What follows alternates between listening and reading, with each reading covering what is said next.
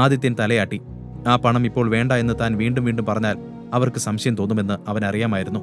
ശേഷം അവൻ ഡിന്നറിന് കഴിക്കാൻ എന്താണ് വേണ്ടതെന്ന് എല്ലാവരോടും ചോദിച്ച് നേരെ കിച്ചണിലേക്ക് പോയി. 4 വർഷമായി അവനിത് ശീലമായിരുന്നു. ആ വീട്ടിലെ എല്ലാ ജോലികളും ചെയ്യാൻ അവനൊട്ടും മടിയില്ലായിരുന്നു. കുറച്ചു സമയത്തിനകം എല്ലാവരും ഭക്ഷണം കഴിച്ച് അവരവരുടെ മുറികളിലേക്ക് പോയി. ആദിത്യൻ ബാക്കി പണികളെല്ലാം ചെയ്ത് കിച്ചണിൽ തന്നെ നിന്നു. അവൻ ഓരോ ചിന്തയിൽ നിൽക്കുമ്പോൾ പെട്ടെന്ന് ആവണിയുടെ രൂപം അവന്റെ മനസ്സിലേക്ക് വന്നു.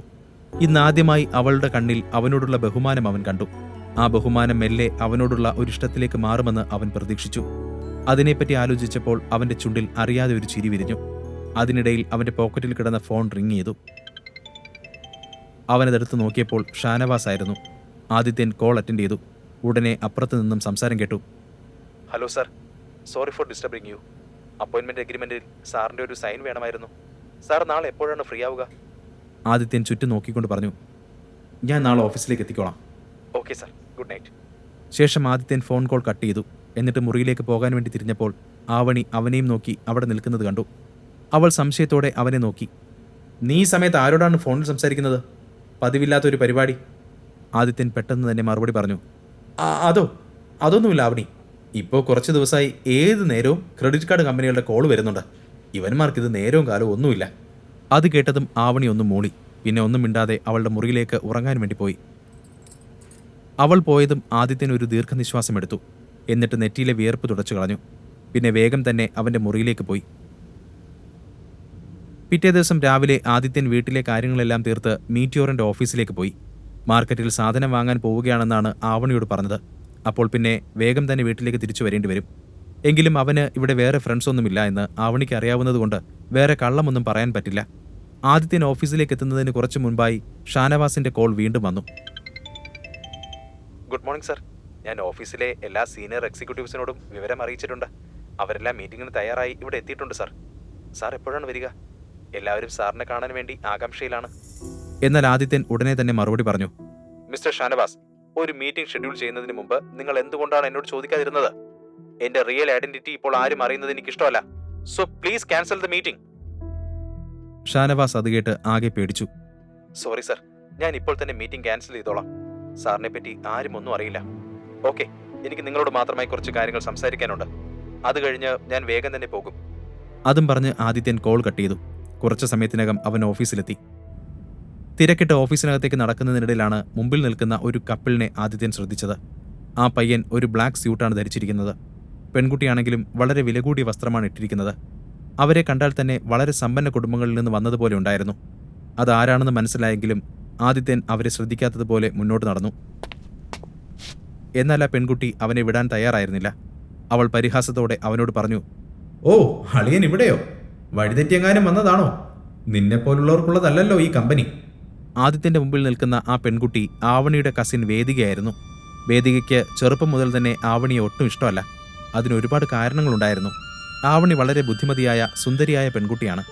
അവളെ കണ്ട മാത്രയിൽ തന്നെ ഏതൊരാളും വീണുപോകുമെന്ന് പറഞ്ഞാൽ പോലും തെറ്റില്ല.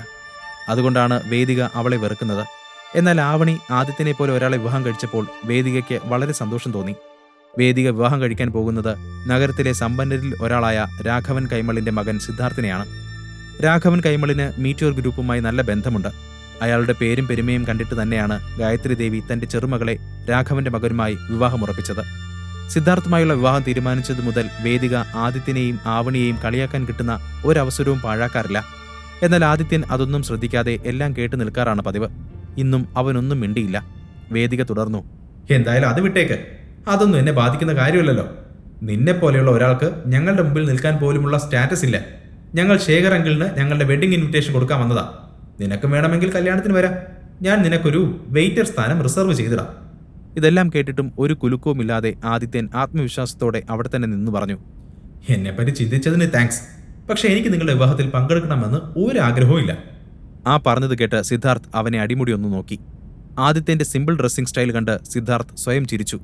എന്നാൽ ഈ ഡ്രസ്സിങ്ങിന്റെ ഉള്ളിലുള്ള ആൾ മീറ്റിയോറിന്റെ ഉടമയാണെന്ന് അവൻ അറിയില്ലായിരുന്നു. അവർ ഇൻവിറ്റേഷൻ കാർഡ് നൽകാൻ പോകുന്ന ചന്ദ്രശേഖരൻ നിലവിൽ ജയിലിൽ കിടക്കുകയാണ്. അതൊന്നും അറിയാതെ സിദ്ധാർത്ഥ് അവനെ പരിഹസിച്ചു. ഓ, അപ്പോൾ ഇതാണ് ആദിത്യൻ അല്ലേ? നിന്നെപ്പറ്റി ഞാൻ ധാരാളം കേട്ടിട്ടുണ്ട്. നീ നിന്റെ ഭാര്യയുടെ ചിലവിലാണ് ജീവിക്കുന്നത് അല്ലേ? അവസാനം ഇന്നെനിക്ക് നിന്നെ കാണാൻ പറ്റിയല്ലോ. പിന്നെ നിന്നോടൊരു കാര്യം പറഞ്ഞേക്കാം. എന്നാൽ സിദ്ധാർത്ഥിനെ പറഞ്ഞു മുഴുവനാക്കാൻ സമ്മതിക്കാതെ ആദിത്യൻ ഇടയ്ക്ക് കയറി. ഞാനിവിടെ ഒരു ജോലിയുടെ ആവശ്യത്തിന് വേണ്ടി വന്നതാണ്. നിങ്ങളോട് സംസാരിച്ച് നിൽക്കാൻ നേരമില്ല. ജോലിക്കോ? സീരിയസ്ലി? ഇവിടെ ക്ലീനിങ് സ്റ്റാഫിനൊന്നും ഒഴിവുള്ളത് എനിക്ക് അറിയില്ലല്ലോ. നിന്റെ വരവ് കണ്ടാൽ ഇവിടെ ചെയർമാൻ ആവാൻ വരുന്നത് പോലെയുണ്ട്. അതും പറഞ്ഞ് വേദിക പൊട്ടിച്ചിരിച്ചുകൊണ്ട് സിദ്ധാർത്ഥിനെ നോക്കി. അവനും അതിനോട് ചേർന്ന് ചിരിച്ച് കയ്യിലുള്ള ക്യാനിലെ ഡ്രിങ്ക്സ് കുടിച്ചുകൊണ്ടിരുന്നു. ആ ക്യാൻ കാലിയായതും അവനത് നിലത്തേക്കെറിഞ്ഞു. എന്നിട്ട് ആദിത്യനെ നോക്കി. ഈ കമ്പനിയുടെ വേസ്റ്റ് എടുക്കാനുള്ള യോഗ്യത പോലും നിനക്കില്ല.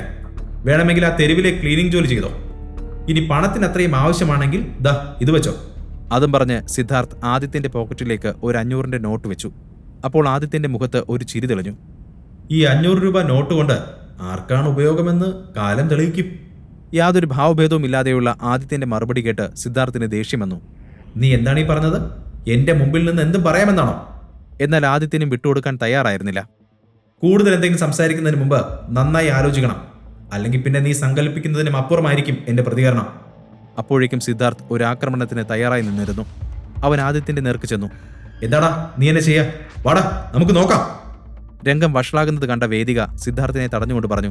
ഏയ് വേണ്ട, ഇവരോടൊക്കെ സംസാരിച്ച് നമ്മുടെ സമയം കളയണ്ട. പ്രത്യേകിച്ച് ഒരു പണിയും ഇല്ലാത്തതുകൊണ്ടാ ഇവനൊക്കെ ഇങ്ങനെ മനഃപൂർവ്വം ഓരോ പ്രശ്നങ്ങൾ ഉണ്ടാക്കുന്നത്. കം സിദ്ധു, നമുക്ക് പോവാം. സിദ്ധാർത്ഥിന്റെ കണ്ണുകൾ ദേഷ്യം കൊണ്ട് ചുവന്നിരുന്നു. അവൻ എന്തൊക്കെയോ പറയാനുണ്ടായിരുന്നെങ്കിലും സമയവും സന്ദർഭവും ശരിയില്ലെന്ന് തോന്നി. ഇപ്പോൾ അവൻ തന്റെ വെഡ്ഡിംഗ് ഇൻവിറ്റേഷൻ കാർഡ് കൊടുക്കാൻ വേണ്ടി വന്നതാണ്. നല്ലൊരു മൂഡ് കളയണ്ട എന്ന് കരുതി സിദ്ധാർത്ഥ് വേദികയുടെ കൂടെ അകത്തേക്ക് നടന്നു. ആദിത്യൻ അവർ രണ്ടുപേരും പോകുന്നത് നോക്കി നിന്നു. പിന്നെ ചെറിയൊരു ചിരിയോടെ അവിടെ നിന്നും നേരെ ഷാനവാസിന്റെ ക്യാബിന്റെ അടുത്തേക്ക് നടന്നു. അവൻ അവിടേക്ക് എത്തിയപ്പോൾ ചെയർമാൻ എന്നെഴുതിയ ക്യാബിന്റെ മുമ്പിലായി വേദികയും സിദ്ധാർത്ഥും നിൽക്കുന്നുണ്ട്. അകത്ത് ശേഖരൻ ഉണ്ടെന്ന് കരുതിയാണ് അവർ അവിടെ നിൽക്കുന്നത്. ആദിത്യൻ പറഞ്ഞ വാക്കുകൾ അപ്പോഴും സിദ്ധാർത്ഥിന്റെ ഉള്ളിലുണ്ടായിരുന്നു. അവൻ തന്റെ ദേഷ്യം നിയന്ത്രിച്ച് നിൽക്കുകയാണ്. ഇത് കണ്ട വേദിക അവനെ ആശ്വസിപ്പിച്ചു. ഹേയ്, അത് നീ വിട്ടില്ലേ? അവനെ പോലുള്ളവനോടൊക്കെ അവിടെ നിന്ന് തർക്കിക്കാൻ നിന്നാൽ നമ്മുടെ വില പോവുകയല്ലേ ഉണ്ടാവൂ. അതൊക്കെ ശരിയാണ് വേദ. എന്നാൽ അവന്റെ അഹങ്കാരം നീ ശ്രദ്ധിച്ചില്ലേ? ഈ വിവാഹം ഒന്ന് കഴിയട്ടെ. ഈ തെരുവിലൂടെ അവനൊരു പട്ടിയെപ്പോലെ നടത്തിച്ചില്ലെങ്കിൽ എന്റെ പേര് സിദ്ധാർത്ഥ് കൈമളെന്നല്ല. എന്നാൽ അപ്പോഴേക്കും ആദിത്യൻ നേരെ ഷാനവാസിന്റെ ക്യാബിനിലേക്ക് പോയിരുന്നു. അയാൾ പഴയ ക്യാബിനിൽ തന്നെയാണ്. ആദിത്യനെ കണ്ടതും ഷാനവാസ് വേഗം തന്നെ തന്റെ ചെയറിൽ നിന്നും എഴുന്നേറ്റുകൊണ്ട് അവനെ സ്വീകരിച്ചു. Sir please come. ആദിത്യൻ അകത്തേക്ക് കയറിക്കൊണ്ട് പറഞ്ഞു. Thank you. പിന്നെ രാഘവൻ കൈമളിനെയും അയാളുടെ മകൻ സിദ്ധാർത്ഥിനെയും നിങ്ങൾക്ക് പരിചയമുണ്ടോ? Yes sir. മിസ്റ്റർ രാഘവൻ വർഷങ്ങളായി ഈ കമ്പനിയുമായി ചേർന്ന് ചില ബിസിനസ്സുകൾ നടത്തുന്നുണ്ട്. ഒരുപാട് കാലമായിട്ട് അറിയാം. എന്താണ് സാർ ഇപ്പോൾ അതിനെപ്പറ്റി ചോദിക്കാൻ കാരണം? ഷാനവാസ് വേഗം തന്നെ മറുപടി പറഞ്ഞു. ആദിത്യൻ ഒന്ന് തലയാട്ടി. ശേഷം ഉറച്ച ശബ്ദത്തിൽ പറഞ്ഞു. എന്നാൽ ഇന്നു മുതൽ മിസ്റ്റർ രാഘവന് മീറ്റിയോർ കമ്പനിയുമായി യാതൊരു ബന്ധവും ഉണ്ടാകാൻ പാടില്ല. അയാളെ ഇപ്പോൾ തന്നെ വിളിച്ച് അവരുമായുള്ള എല്ലാ പ്രോജക്റ്റും നമ്മൾ ക്യാൻസൽ ചെയ്തു എന്നറിയിക്കണം. മീറ്റിയോറിന്റെ ക്ലീനിങ് സ്റ്റാഫാകാൻ മാത്രം യോഗ്യതയുള്ളവരോട് ചേർന്ന് നമ്മൾ ബിസിനസ് ചെയ്യാറില്ല എന്ന് പറഞ്ഞാൽ മതി. അത് കേട്ട് ഷാനവാസ് ഞെട്ടി. എന്താണ് ആദിത്യന്റെ പെട്ടെന്നുള്ള ഈ തീരുമാനത്തിന് പിന്നിലുള്ള കാരണമെന്ന് ഷാനവാസ് ആലോചിച്ചു. ആദിത്യനാണ് കമ്പനിയുടെ പുതിയ ഓണറെന്ന് സിദ്ധാർത്ഥ് തിരിച്ചറിയുമോ? ആവണി ആ പണത്തെപ്പറ്റിയുള്ള സത്യം കണ്ടെത്തുമോ?